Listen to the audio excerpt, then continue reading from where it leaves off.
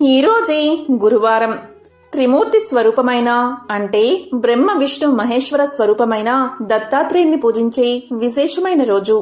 గురు అనుగ్రహం పొందాలి అంటే దత్తాత్రేయుణ్ణి గురువారం తప్పనిసరిగా పూజించాలి. మరి ఎంతో విశేషమైన ఈ రోజు ఈ కథను విన్నా, చదివినా, చెప్పినా, వినిపించినా సకల శుభాలు కలుగుతాయి. జన్మల దోషాలు తొలగి కోటి జన్మల పుణ్యం వస్తుంది. మరి ఆ కథ ఏంటో ఇప్పుడు ఈ వీడియోలో తెలుసుకుందాం. పూర్వకాలంలో రావణాసురుడు స్వర్గాన్ని, భూమిని పరిపాలించే కాలమిది. ఆ కాలంలో కృతవీర్యుడు అనే రాజు ఉండేవాడు. అతను మాహిష్మతి రాజ్యాన్ని పరిపాలించేవాడు. అతనికి ఎంతో మంది భార్యలు ఉన్నప్పటికీ ఒకే ఒక లోటు ఉంది. అదే సంతానం లేకపోవడం. అతని భార్యల్లో ఒకరైన పద్మిని కృతవీర్యుని మనోవేదనను చూసి భరించలేక కర్దమ ఋషి దేవహుతి యొక్క కుమార్తె అయిన అనసూయను సంప్రదించింది. అనసూయాదేవి అత్రి మహర్షి యొక్క భార్య. అప్పుడు అనసూయాదేవి వారిద్దరిని తపస్సు చెయ్యమని సలహా ఇచ్చింది. అనసూయాదేవి సూచన మేరకు కార్తవీర్యుడు అలాగే పద్మినులు అరణ్యానికి వెళ్లి అనసూయ చెప్పిన విధంగా ఎన్నో రోజులు కఠినంగా తపస్సు ఆచరించారు. ఈ విధంగా వారిద్దరూ ధ్యానంలో మునిగిపోగా కళ్ళు తెరవండి అనే స్వరం వచ్చింది. రాజు మరియు రాణి కళ్ళు తెరచి తమ ముందు నిలబడి ఉన్న దత్తాత్రేయుణ్ణి చూసి ఆశ్చర్యపోయారు. రాజు రాణి స్వామివారి పాదాలపై పడ్డారు. అప్పుడు భగవంతుడు చిరునవ్వు నవ్వి ఇలా అన్నాడు, మీకు ఏం కావాలో నాకు తెలుసు. మీ మనసులోని కోరికను అడగండి, నేను మీకు ప్రసాదిస్తాను అన్నాడు. అప్పుడు రాజు కన్నీళ్లతో ఇలా పలికాడు, ప్రభు, సంతానం లేని వ్యక్తికి స్వర్గ తలుపులు మూసుకుపోతాయని పెద్దలు అంటారు కదా. నాకు కావాల్సింది ఒక్కటే, కొడుకు.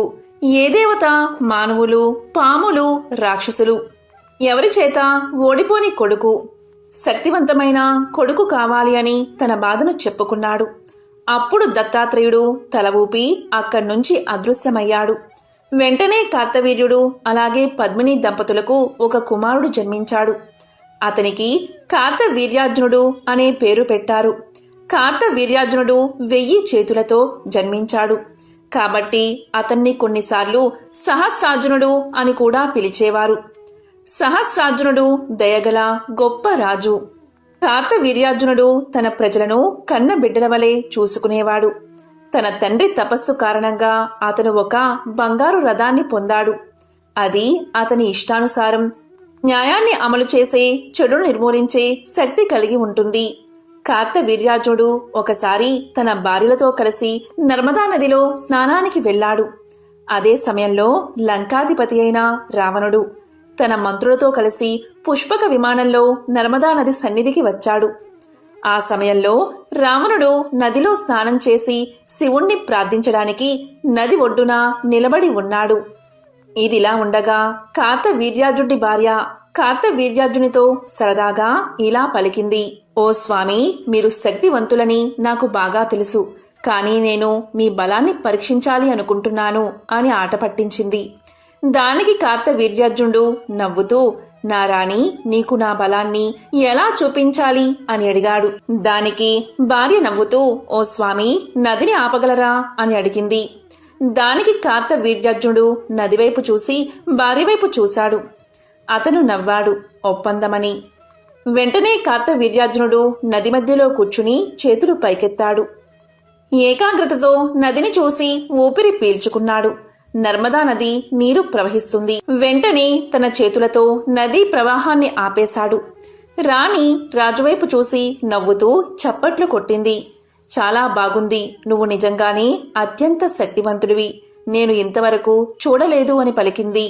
ఈ విధంగా కార్తవీర్యార్జునుడు నర్మదా ప్రవాహాన్ని ఆపడంతో రాజు ముందు భాగంలో నీరు ఉప్పొంగింది. తన పక్కనే ఉన్న చిన్న చిన్న దీవులను ముంచెత్తడం ప్రారంభించింది. ఒడ్డున నీరు పెరగడం ప్రారంభించింది. ఈ సమయంలో రావణుడు శివలింగాన్ని ప్రార్థిస్తున్నాడు. రావణుడు కళ్ళు తెరిచి చూడగానే ఆశ్చర్యంగా తన చుట్టూ నీరు ఉప్పొంగుతున్నట్లు గమనించాడు. నీళ్లను భయపడుతున్న మంత్రులను చూస్తుంటే ఇది సహజంగా జరిగిన పరిణామం కాదని రావణుడికి అర్థమయ్యింది. దీనికి కారణం ఏమిటి అని మంత్రులపై విరుచుకుపడ్డాడు. అప్పుడు మంత్రులు ఇలా పలికారు, మహారాజా, ఒక మనిషి 1000 చేతులున్న రాజు నదిని ఆపాడు అని సమాధానం చెప్పారు. దీంతో రావణుడికి కోపం వచ్చింది.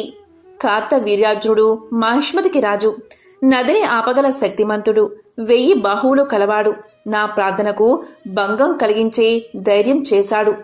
దీనికోసం నేను అతని తల నరికేస్తాను అని కోపంగా దూకాడు రావణుడు. తన గదను ఎత్తుకుని తన పుష్పక విమానమెక్కి వాహనాన్ని అర్జునుడు ఉన్న ప్రదేశానికి వెళ్లమని ఆజ్ఞాపించాడు. కార్తవీర్యార్జున్ని చూస్తే బిగ్గరగా అరవడం మొదలుపెట్టాడు. ఒక నదిని ఆపగలిగినంత మాత్రాన నువ్వు బలవంతుడివి అని అనుకుంటున్నావు. నీతో పోరాడని దాని పట్ల నీ శక్తిని ఎందుకు చూపిస్తున్నావు? నువ్వు ఎంత శక్తిమంతమైన వాడివో నాకు చూపించు అని అన్నాడు రావణుడు. దానికి కార్తవీర్యార్జునుడు నవ్వుతూ తల ఊపి, రావణా, నీ విమానంలోంచి దిగి నీకేం కావాలో కోరుకో, ఇస్తాను అని పలికాడు.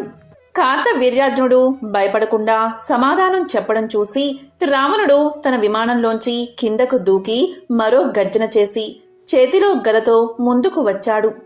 కార్తవీర్యార్జునుడు తన మెరుపు వేగంతో ప్రతిచర్యలతో తన గదను తానే తీసుకున్నాడు. గాలిలో గదలు కలిశాయి. రావణుడు అర్జునుడు ఇద్దరూ ఒకరినొకరు చూసుకున్నారు. అర్జునుడు రావణుణ్ణి తన్నాడు. రావణుడు కిందపడి వెంటనే దూకాడు.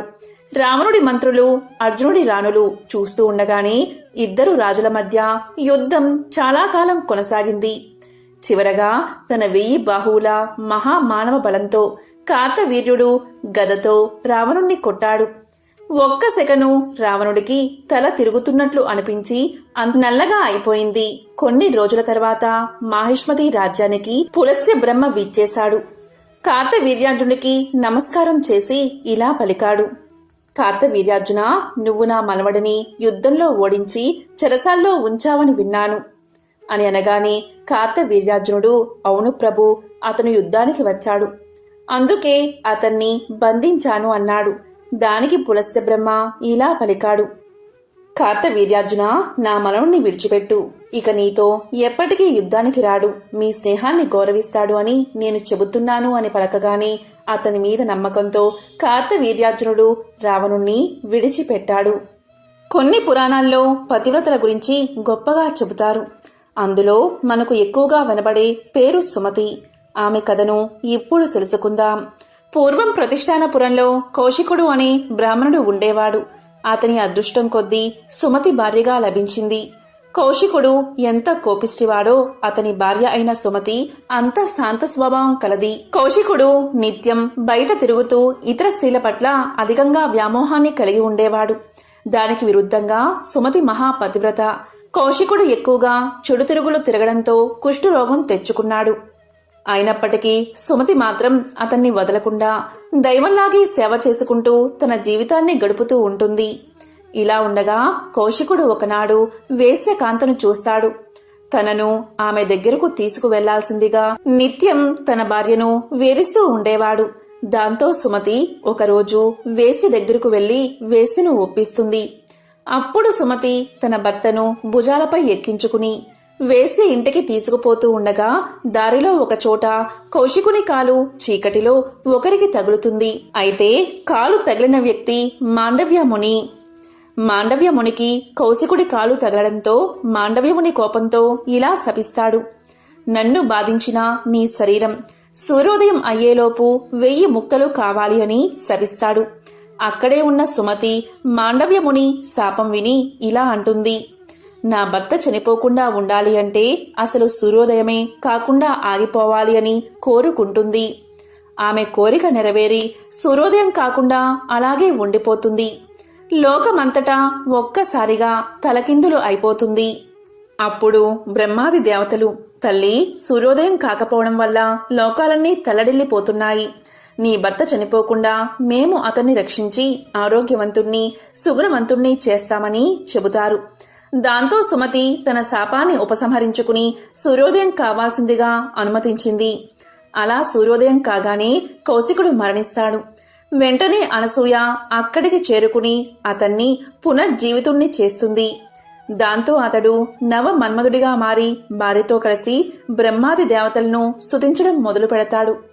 పాతివ్రత్యం అంతటి శక్తివంతమైనది. మనం గోత్రాలలో ఆత్రేయస గోత్రమని వింటూ ఉంటాం కదా, అది అత్రి మహర్షి నుంచి ఉద్భవించినది. అత్రి మహర్షి బ్రహ్మ మానసపుత్రుల్లో మొదటివాడు.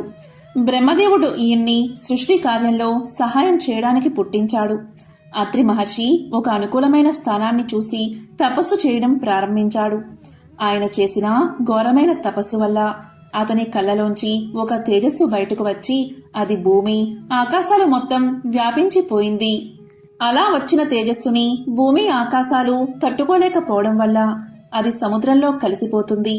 ఇది తెలుసుకున్న బ్రహ్మదేవుడు అత్రి మహర్షికి పెళ్ళయ్యాక ఆ తేజస్సులో కొంత భాగంతో చంద్రుడు తనకు కుమారుడై పుడతాడని, మిగిలిన తేజస్సు సముద్ర మదన సమయంలో వచ్చి చంద్రుణ్ణి చేరుతుందని వరాన్ని ప్రసాదిస్తాడు. కొంతకాలానికి అత్రి మహర్షికి కర్దమ ప్రజాపతి కూతురు అనసూయతో వివాహం జరుగుతుంది. ఆమె అత్రి మహర్షికి నిత్యం సేవలు చేస్తూ ఎంతో గొప్ప పతివ్రతగా పేరు తెచ్చుకుంటుంది. ఒకరోజు త్రిమూర్తులు ముగ్గురు కూడా ఆమె పాతివ్రత్యాన్ని పరీక్షించడానికి అత్రి మహర్షి ఆశ్రమానికి వచ్చి ఆతిథ్యం స్వీకరించడానికి వచ్చామని చెప్తారు. అత్రి మహర్షి ఎంతో ఆనందంతో వారికి అన్ని మర్యాదలు చేసి భోజనానికి కూర్చోమని ప్రార్థిస్తాడు. అప్పుడు త్రిమూర్తులు వారు అన్నం తినాలంటే వడ్డించే స్త్రీ వివస్థ అయ్యి ఉండాలని పలుకుతారు. అనసూయాదేవి అంగీకారంతో అత్రి మహర్షి సరే అని మాట ఇస్తాడు. వాళ్ళు భోజనానికి కూర్చోగానే అనసూయ వారి మీద మంత్రజలం చల్లి చంటి పిల్లలుగా మార్చి వారి ఆకలిని తీర్చి ఉయ్యాల్లో పడుకోబెడుతుంది. ఇది తెలుసుకున్న త్రిమూర్తుల భార్యలు అత్రి ఆశ్రమానికి వచ్చి అతనిని అనసూయాదేవిని వేడుకుని ఆ పసిపిల్లల్ని మళ్లీ త్రిమూర్తులుగా పొందుతారు. అప్పుడు ఆ త్రిమూర్తులు మా ముగ్గురి అంశతో మీకు మేము సంతానంగా పుడతామని చెప్పి వెళ్ళిపోతారు. చాలా కాలం పిల్లలు కలగకపోవడంతో అత్రి మహర్షి భార్యతో కలిసి 100 సంవత్సరాలు తపస్సు చేస్తాడు. దానివల్ల కొన్నాళ్లకు అత్రి మహర్షి కంటిలోంచి చంద్రుడు, అనసూయాదేవి గర్భంలోంచి దత్తాత్రేయుడు, దూర్వాసుడు పుడతారు. పిల్లలు పుట్టాక తపస్సు చేసుకోవడానికి వెళ్తున్నాను, నువ్వు వస్తావా అని తన భార్యని అడుగుతాడు అత్రి మహర్షి. దానికి అనసూయాదేవి పిల్లలు చిన్నవాళ్లు, వాళ్ళు కాస్త పెద్దయ్యాక వెళదామని చెబుతుంది. జీవనం సాగించడానికి ధనం అవసరం అవడంతో అత్రి మహర్షి పృథు చక్రవర్తి దగ్గరకు వెళ్తాడు. ఆ సమయంలో అశ్వమేధ యాగం చేస్తున్న పృథు చక్రవర్తి ఆ గుర్రాన్ని రక్షించడానికి తన కొడుకుతో వెళ్ళమని అత్రి మహర్షిని అడుగుతాడు. దానికి ఒప్పుకుని వాళ్ల వెంట వెళతాడు అత్రి మహర్షి. అయితే పృథు చక్రవర్తి వైభవాన్ని చూడలేక ఇంద్రుడు ఆ గుర్రాన్ని దాచేస్తాడు. అత్రి మహర్షి తన దివ్య దృష్టితో చూసి ఆ విషయాన్ని పృథు చక్రవర్తి కొడుకులకు తెలియచేస్తాడు. దానితో వారు ఇంద్రుణ్ణి జయించి అశ్వాన్ని వెనక్కి తీసుకువస్తారు. అశ్వమేధ యాగం పూర్తయ్యాక పృథుడు ఇచ్చిన ధనాన్ని తీసుకెళ్లి తన పిల్లలకి ఇచ్చి అత్రి మహర్షి అనసూయాదేవితో కలిసి తపస్సు చేసుకోవడానికి వెళ్లిపోతాడు. అలాగే ఒకసారి దేవతలకి రాక్షసులకి యుద్ధం జరిగి అందులో రాహు వేసిన అస్త్రాలకి సూర్య చంద్రుల వెలుగు తగ్గి లోకమంతా చీకటిమయం అయిపోవడంతో అత్రి మహర్షి తన చూపులతోనే రాక్షసులందరినీ చంపేస్తాడు. అత్రి మహర్షి అనసూయ దంపతులు సాక్షాత్తు దత్తాత్రేయుడి తల్లిదండ్రులు. సర్వరోగ నివారణ దత్తమంత్రం. నమస్తే భగవన్ దేవ దత్తాత్రేయ జగత్ప్రభో సర్వరోగ ప్రశమనం కురు శాంతిం ప్రయచ్చమే. సర్వపాప నివారణ దత్త మంత్రం. అత్రిపుత్రో మహాతేజ దత్తాత్రేయో మహాముని తస్య స్మరణ మాత్రేన సర్వపాపై ప్రముచ్యతే. ఈ మంత్రాలను పఠిస్తే చాలు సర్వపాపాలు నివృత్తి అవుతాయి. అలాగే దరిద్రం దూరమవుతుంది, సర్వరోగాలు నివారణ జరుగుతాయి. సర్వ అపరాధ నాశాయ సర్వ పాప హరాయ చ దేవదేవాయ దేవాయ శ్రీ దత్తాత్రేయ నమోస్తుతే. కర్మను తిరస్కరించేవాడికి, సమస్త పాపాలను నశింపచేసేవాడికి నేను నమస్కారం చేస్తున్నాను. నేను దేవతలందరికీ నమస్కారం చేస్తున్నాను. నేను శ్రీ గురు దత్తాత్రేయుడికి నమస్కారం చేస్తున్నాను. దత్తాత్రేయుడు సాక్షాత్తు బ్రహ్మ విష్ణు మహేశ్వరుల స్వరూపం. ప్రహ్లాదుడి గురించి మనందరికీ తెలిసిందే. చిన్నతనంలో విష్ణు భగవానుడి యొక్క నరసింహ అవతారాన్ని దర్శనం చేసుకున్నాడు. కానీ అతను పెరిగి రాజు అయ్యాక దత్తాత్రేయుడి దర్శనాన్ని కూడా పొందాడు. ఆ కథ ఇప్పుడు విందాం. ప్రహ్లాదుడు రాజుగా అనేక భోగాలు అనుభవించాడు.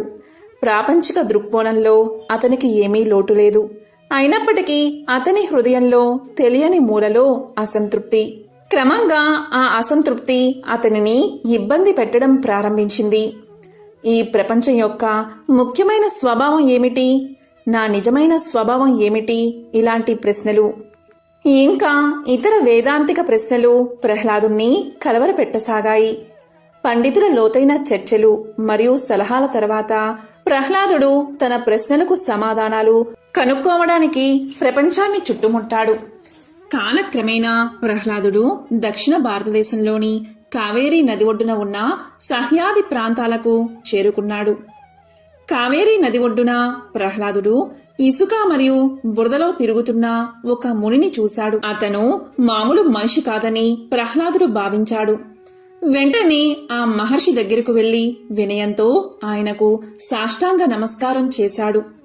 మర్యాదగా ఇలా పలికాడు ప్రహ్లాదుడు, మునీంద్ర, నాకు ఒక సందేహం ఉంది. దయచేసి వినండి.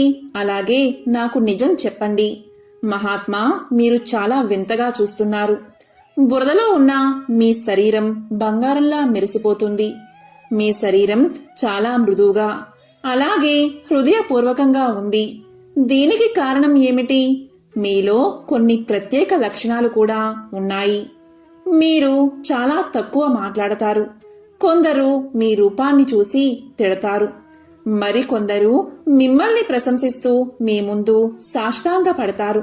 కానీ మీరు రెండిటి పట్ల చాలా ఉదాసీనంగా కనిపిస్తారు. మీరు మొదటి వారిని తిట్టరు లేదా రెండో వారిని ప్రశంసించరు. మీ ప్రవర్తన లోక విధానానికి విరుద్ధం. మీరు ధర్మ నియమాలకు కూడా కట్టుబడి ఉన్నట్లు కనిపించడం లేదు. దయచేసి నాకు నిజాన్ని బోధించండి అని అడిగాడు ప్రహ్లాదుడు. అప్పుడు ఆ ఋషి ఇలా పలికాడు, ప్రహ్లాద, ధర్మం అధర్మం అనే ఆలోచన లేకుండా జంతువులు, పక్షులు, క్రిమి కీటకాలు ఇలాంటివి పూర్వం అసంఖ్యాక జన్మలు తీసుకున్నాను. అటువంటి జన్మలన్నిటినీ నేను వర్ణించను.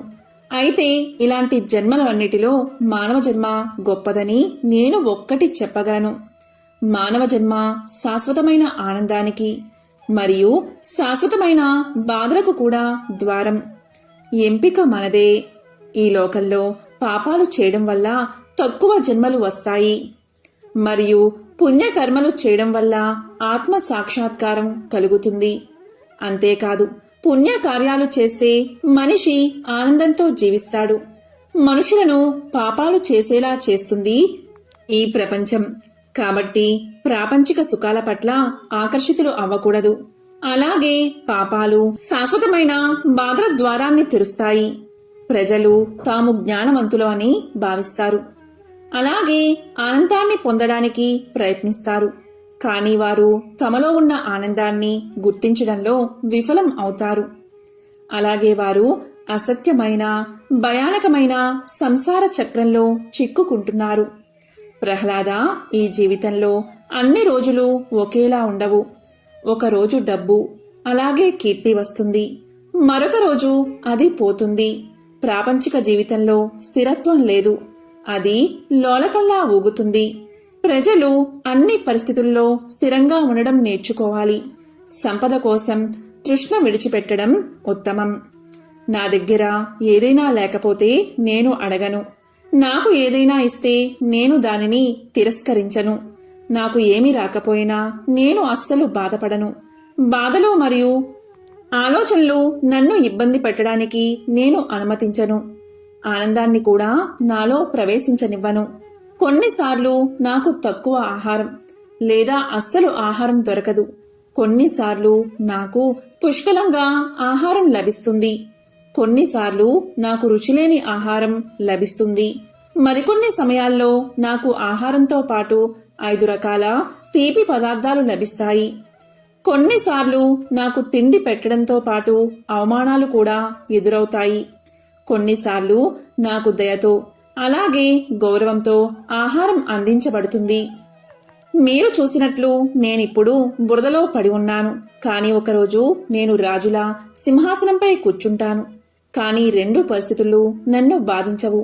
నేను ఎప్పుడూ కూడా ఏకత్వ స్థితిలోనే జీవిస్తాను అని ఆ ఋషి చెప్పగా ప్రహ్లాదుడు ఇప్పుడు ప్రపంచాన్ని స్పష్టంగా చూడగలిగాడు. తన సందేహాలు తీరడంతో అతను తేలికగా భావించాడు. కళ్ళు మూసుకుని మహర్షికి నమస్కరించాడు. అతను నెమ్మదిగా కళ్ళు తెరిచినప్పుడు అతని ముఖంలో మధురమైన చిరునవ్వుతో భగవాన్ దత్తాత్రేయుడు సాక్షాత్కరించాడు. ఒకసారి యాదవ వంశానికి మూలపురుషుడైన యదువు అనే రాజు దత్తాత్రేయుణ్ణి చూసి ఇలా అన్నాడు: స్వామి, మీరు ఎలా సదానంద చిదానంద స్వరూపులై ఉండగలుగుతున్నారు అని అడిగాడు. అప్పుడు దత్తాత్రేయుల వారు ఇలా సమాధానం చెప్పారు: యదురాజా, నేను సమస్త ప్రకృతిని పరిశీలించి అన్నిటి నుండి జ్ఞానం సంపాదించాను. వాటి గురించి చెప్తాను, శ్రద్ధగా విను. ప్రకృతిలో నాకు 24 మంది గురువులున్నారు. కొన్నిటి నుండి ఎలా ఉండాలో తెలుసుకున్నాను, కొన్నిటి నుండి ఎలా ఉండకూడదో తెలుసుకున్నాను. ఆ విధంగా తానే స్వయంగా దేవతలు, రాజులు, మహర్షులకి ఎందరికో గురువైనప్పటికీ అహంకారం లేకుండా సృష్టిలోని ప్రతి అణువు నుండి నేర్చుకుంటూ శిష్యుడు కూడా అయ్యాడు దత్తాత్రేయుడు. ఈ జగత్తుకి, ప్రకృతికి తానే గురువైనా కూడా మనందరిలో జ్ఞానమనే జ్యోతిని వెలిగించడానికి జగద్గురువైన దత్తాత్రేయ స్వామి ప్రకృతిలోని 24 తత్వాలను తన గురువులుగా ప్రకటించుకున్నాడు. అవి ఏంటి అంటే, మొదటిది గురువు. దత్తాత్రేయుడు తాను భూదేవి నుంచి ఓర్పు వహించడం కర్తవ్య నిర్వహణా ధర్మం, కార్యనిర్వహణలో ఎన్ని కష్టనష్టాలు వచ్చినా ఓర్చుకుని నిలబడ్డం, తన ధర్మం తాను తప్పకపోవడం, ఇలాంటి ఎన్నో విషయాలను తాను గ్రహించాను అన్నాడు. భూదేవి కన్నా ఓర్పు ఈ విశ్వంలో ఎవరికి ఉంటుంది? మానవుడు దుర్మార్గుడు. ఎన్ని అకృత్యాలకు పాల్పడినా ఓర్పు వహించి భరించేదే భూమాత. భూమిపై ఉండే వృక్షాలులాగా ఇతరులకు ఎలా ఉపయోగపడాలో నేర్చుకోవాలి అన్నాడు దత్తాత్రేయుడు. రెండవది వాయువు. గాలి మనకు పవిత్రత, వాసన లేని గుణం, అంటే ఎలాంటి విపరీత భావాలు లేకపోవడం, అందరితో తొందరగా కలిసిపోవడం లాంటి ఎన్నో గుణాలు నేర్పుతుంది. అందుకే మన మనస్సుని సాధ్యమైనంత వరకు మన అదుపులో పెట్టుకుని పరమాత్మ వైపు నడిపించే ప్రయత్నం చెయ్యాలి. ఇక మూడవది ఆకాశం. విశ్వాన్ని అంతా కప్పి ఉంచే ఆకాశం అంతటా వ్యాపించి ఉంది.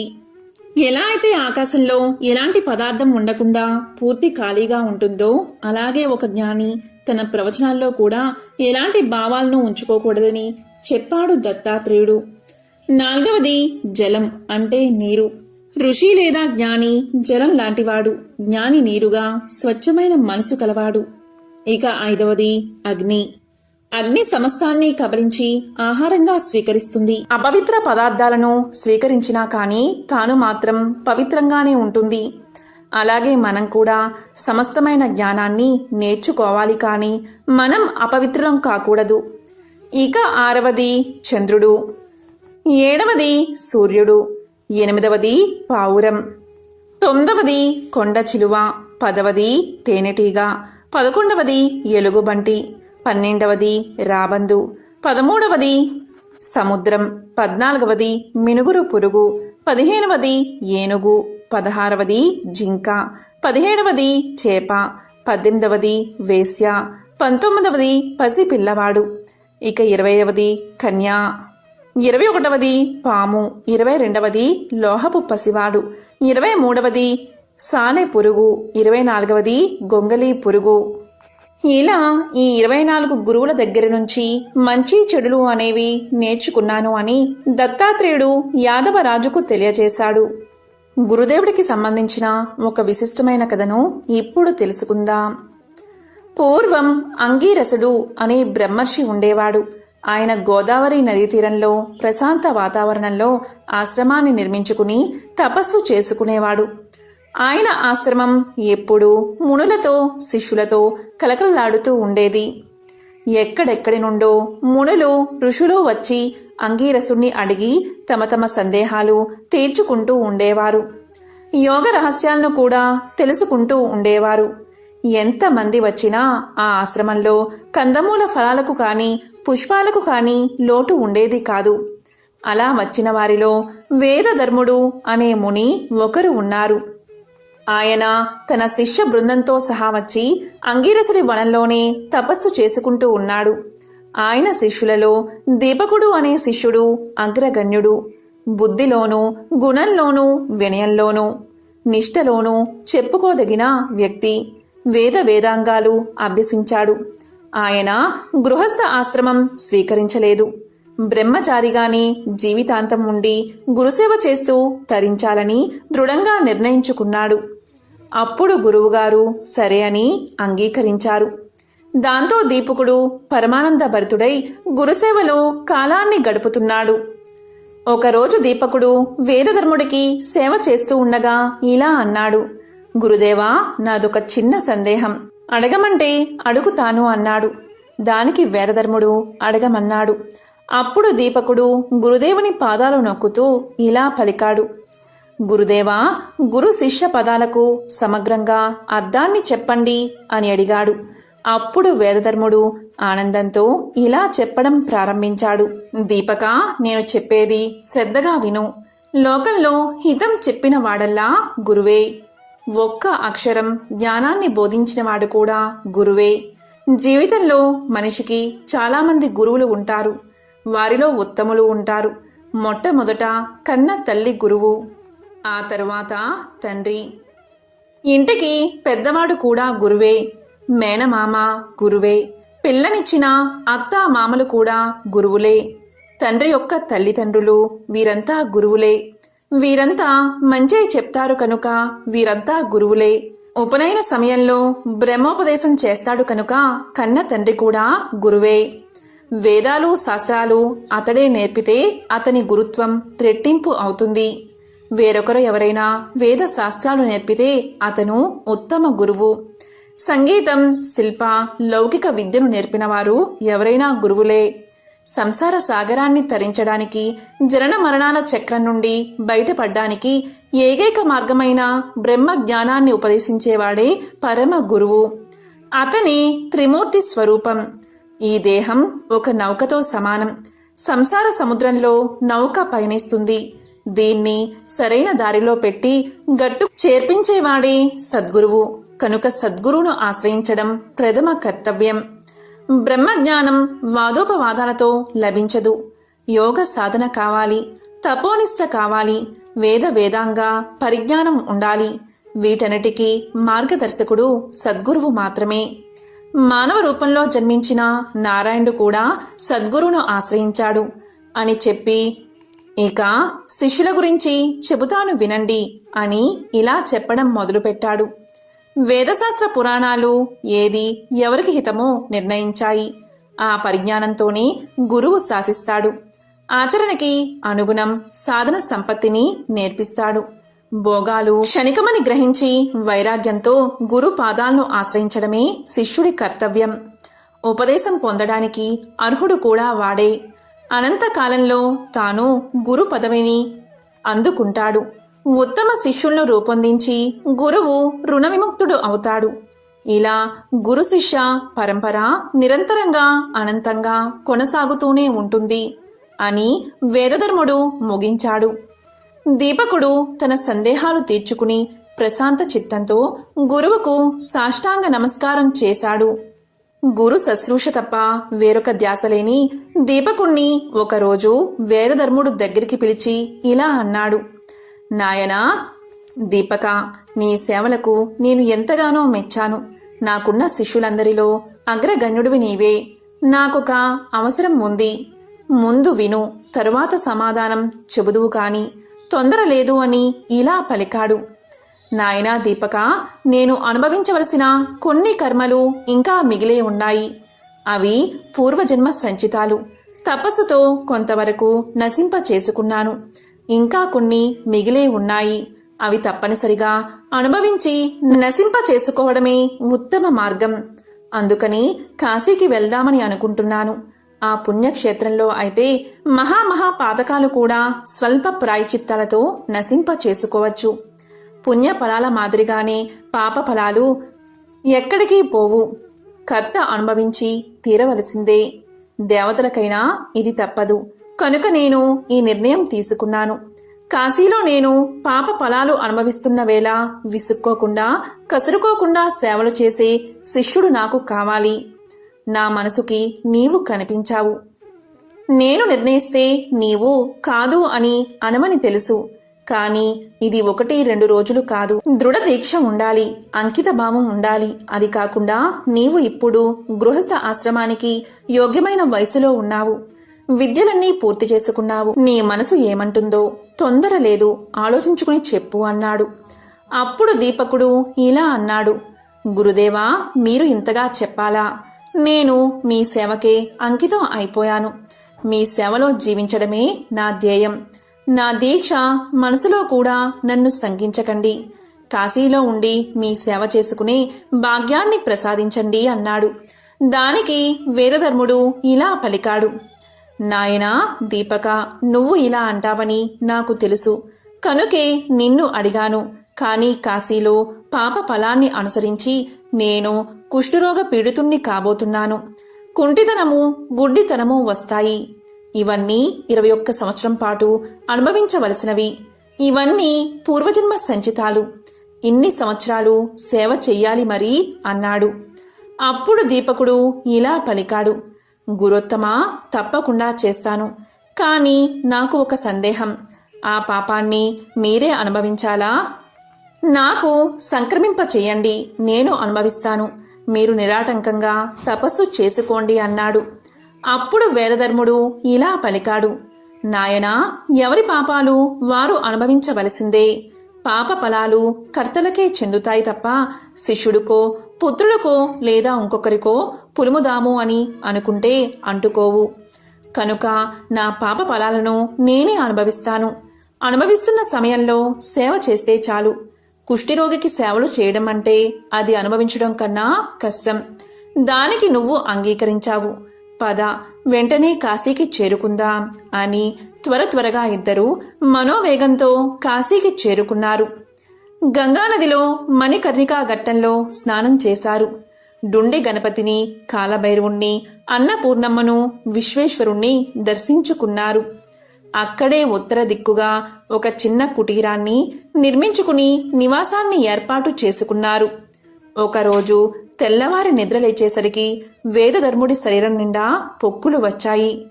క్షణంలో కాళ్ళు చేతులు తిమ్మిర్లు ఎక్కాయి. పొక్కులు చితికి చీము, నెత్తురు కారసాగాయి. చూస్తూ ఉండగానే శరీరమంతా వడలతో నిండిపోయింది. చూపు మందగించింది. కంఠస్వరం మారిపోయింది. వేళ్లు వంకర్లు తిరిగాయి. కుష్టితనము, కుంటితనము, గుడ్డితనము ఒక్కసారిగా వేదధర్ముణ్ణి ముంచెత్తాయి. క్రమక్రమంగా రోగం బాగా ముదిరిపోయింది. అస్సలు కదల్లేని పరిస్థితికి వచ్చింది. అన్నీ మంచంలోనే. భరించలేని దుర్వాసన. దేనికి తోడు కాశీలోని ఈగలన్నీ అతన్ని చుట్టుముట్టాయి. రోగబాధతో వికృతంగా మారిపోయాడు. మెడలు వాల్చి ముఖం ఏటవాలుగా తిప్పి కనిపించని కన్నులతో దీపకా అని అరుస్తూనే ఉన్నాడు. దీపకుడు మాత్రం నిమిషం ఏమరకుండా సకల సేవలు చేస్తున్నాడు. పసిబిడ్డను చూసుకుంటున్నట్లుగా చూసుకుంటున్నాడు. ఎంత దుర్గంధమైనా మొహం తిప్పుకోకుండా భరిస్తూ గురువుగారు ఉన్న ప్రదేశాన్ని, ఆయన శరీరాన్ని శుభ్రం చేస్తూ ఈగళ్లు తోలుతూ సేవ చేస్తున్నాడు. గురువుగారికి కొద్దిగా కునుకు పట్టిన సమయంలో గబగబా 4 ఇళ్లు తిరిగి యాచించి ఆహారం తెస్తున్నాడు. గురువుగారి ఆకలి ఎరిగి బతిమాలి తినిపిస్తున్నాడు. కుష్ఠరోగికి కోపం ఎక్కువ అంటారు. వేదధర్ముడు నిష్కారణంగా దీపకుణ్ణి తిట్టి పోస్తున్నాడు. ఈ పనులు కూడా చెయ్యలేని వాడివి ఎందుకు వచ్చావని దీపకుణ్ణి పొడుస్తున్నాడు. ఒక రకంగా కాదు, నానా దుర్భాషలు ఆడుతున్నాడు. మరుక్షణంలోనే మళ్లీ సౌమ్యుడు అవుతున్నాడు. నాయనా దీపక, తండ్రి దీపక అని అంటున్నాడు. నిన్ను బాధ పెడుతున్నాను కదా అని విలపిస్తున్నాడు. మళ్లీ అంతలోనే అనరాని మాటలతో తిట్టి పోస్తున్నాడు. దీపకుడు మాత్రం అన్నిటినీ ఓర్చుకుని చెరగని చిరునవ్వుతో నిగ్రహంతో సేవలు చేస్తున్నాడు. ఏ నిమిషాన గురువుగారికి ఏ అవసరం అవుతుందా అని మంచం పక్కనే ఉండి రేయింబవళ్ళు మెలకుగా కూర్చుంటున్నాడు. కాశీకి వచ్చింది మొదలు. కంటి నిండా నిద్రపోయిన రోజు లేదు. కడుపు నిండా తిన్న రోజు కూడా లేదు. ఆయన గురుసేవ చేస్తున్నాను అనే తృప్తి అతన్ని నిలబెడుతుంది. లభించబోయే ముక్తి అతన్ని నడిపిస్తుంది. రోజులు, వారాలు, నెలలు, సంవత్సరాలు గడిసిపోతున్నాయి. ఒకరోజు తెల్లవారుజామున దీపకుడు గంగానదికి వెళ్లి తాను స్నానం చేసి యథావిధిగా గురువుగారి శరీరాన్ని శుభ్రం చేయడానికి అవసరమైన గంగాజలాన్ని కడవన ఎత్తుకుని గురువుగారు లేచారేమో అని అనుకుని వడివడిగా కుటీరంలోకి వస్తున్నాడు. ఇంతలో కుటీరానికి చేరువలో దీపకుడికి ఎదురుగా కాశీ విశ్వేశ్వరుడు దర్శనం ఇచ్చాడు.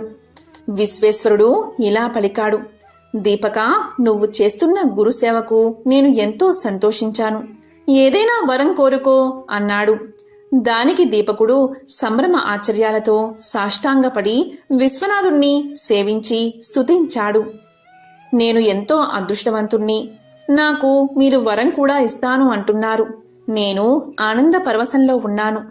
ఏమని అడగాలో కూడా నాకు తెలియడం లేదు. ఒక్క నిమిషం ఆగండి, కుటీరంలోకి వెళ్లి గురువుగారిని అడిగి వస్తాను అంటూ కుటీరంలోకి ప్రవేశించాడు. ప్రవేశించిన వెంటనే గురుదేవా, శివుడు ప్రత్యక్షమయ్యాడు.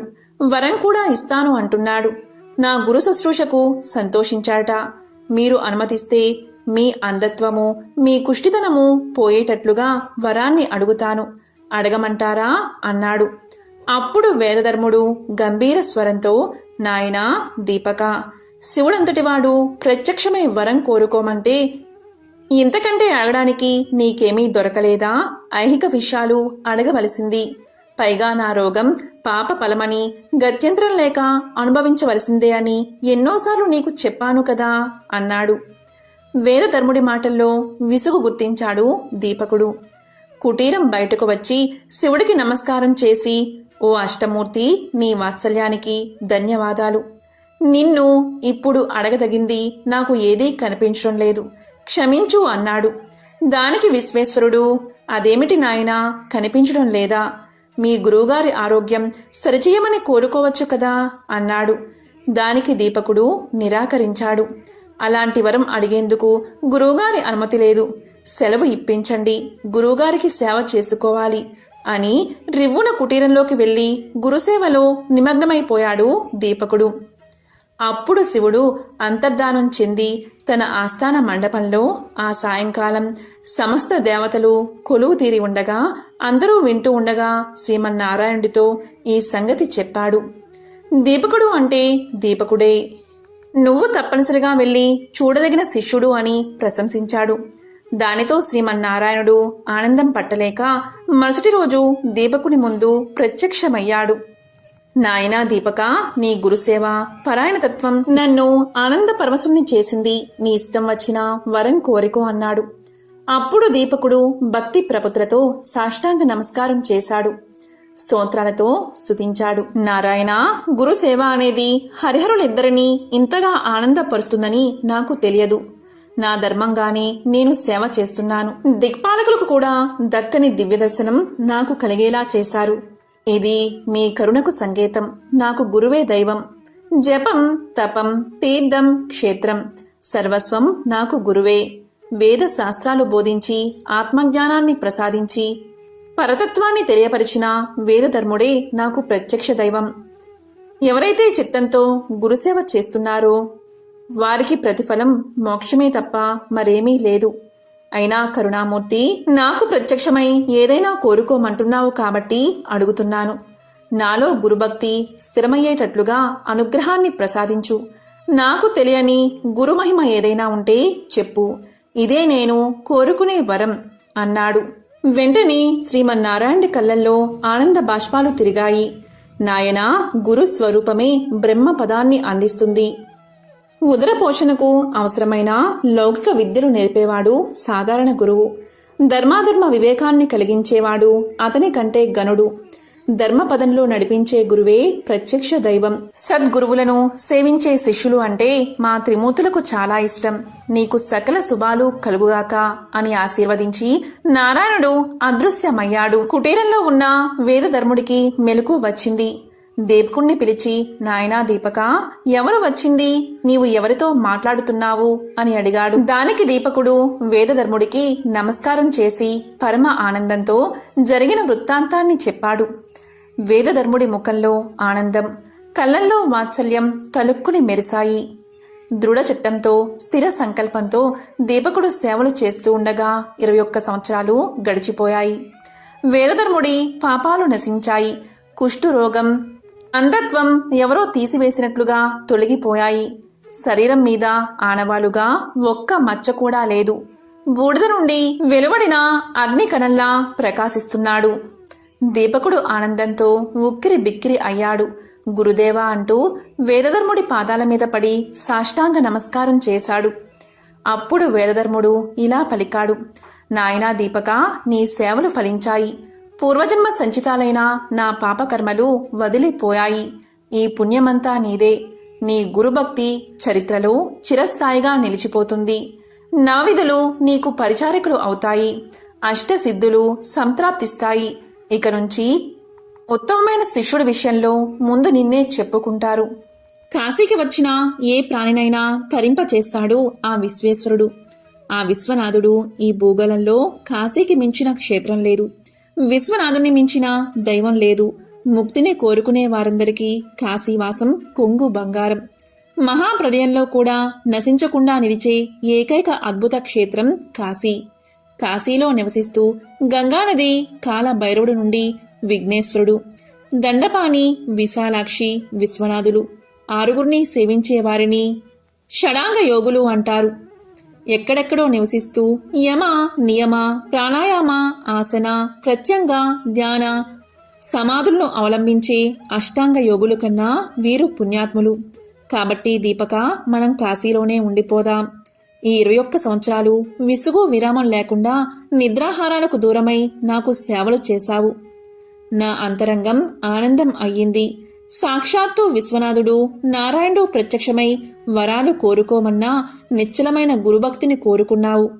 అలాంటి నీకు ఇవ్వదగింది చెప్పదగింది ఏముంది అని ఆనందంతో సంతోషంతో శిష్యుణ్ణి ఆలింగనం చేసుకున్నాడు గురువుగారైన వేదధర్ముడు. ఎంతో పవిత్రమైన విశేషమైన ఈ కథను గురువారం రోజు విన్నా, చదివినా, చెప్పినా, వినిపించినా సకల శుభాలు కలుగుతాయి. జన్మల దోషాలు తొలగి కోటి జన్మల పుణ్యం వస్తుంది. ఓం నమో నారాయణాయ. ఓం నమః శివాయ. ఓం దత్తాత్రేయ స్వామినే నమః.